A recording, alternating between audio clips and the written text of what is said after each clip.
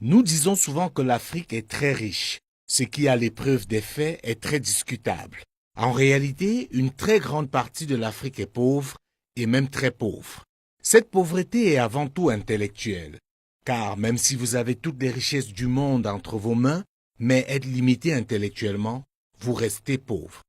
Les organisations internationales ont une définition partielle de la pauvreté, pour ne pas dire erronée. Elle s'arrête uniquement à l'aspect matériel de la pauvreté. C'est ainsi qu'on entend très souvent dire « est pauvre celui qui vit avec moins d'$1 par jour ». Cette mauvaise définition de la pauvreté est en grande partie responsable du retard de certains pays africains dont les dirigeants refusent le questionnement et consomment sans modération les concepts et théories élaborés souvent par pure stratégie par les officines des grandes puissances et imposés sous couvert des institutions internationales à l'instar du FMI et de la Banque mondiale. À notre analyse, la pauvreté matérielle et la pauvreté morale sont avant tout les conséquences de la pauvreté intellectuelle.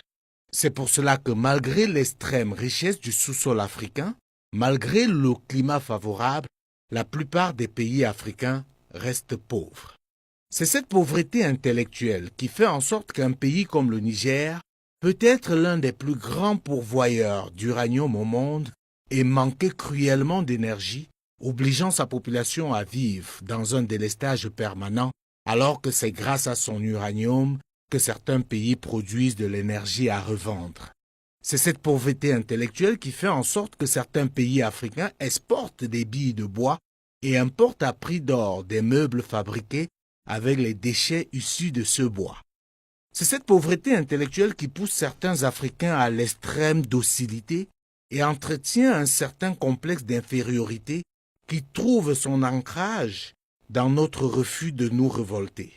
Le mal est tellement profond que nous sommes devenus aujourd'hui les premiers défenseurs de notre aliénation.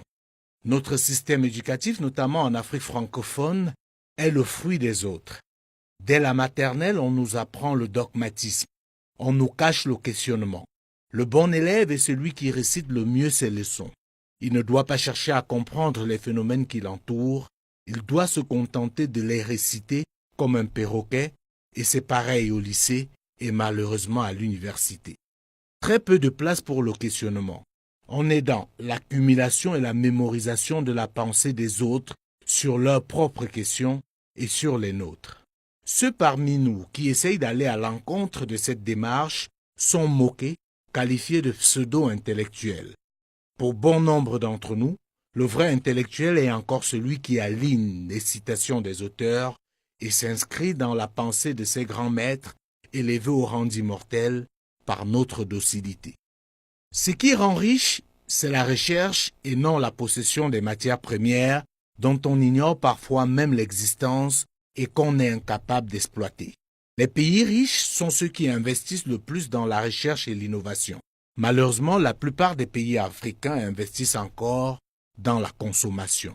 Les chercheurs dans nos universités sont considérés comme des parias qui perdent leur temps au lieu de s'appuyer sur l'accumulation de leurs connaissances pour construire une carrière.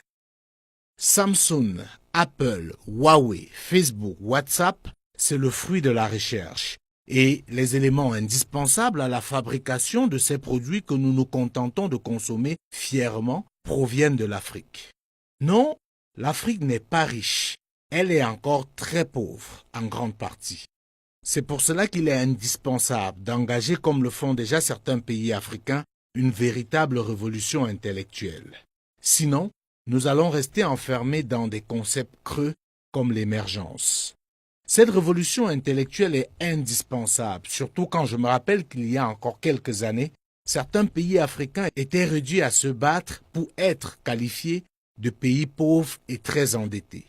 Et quand le maître décidait qu'on avait bien travaillé pour être reconnu comme pauvre et très endetté, nous célébrions cela en grande pompe.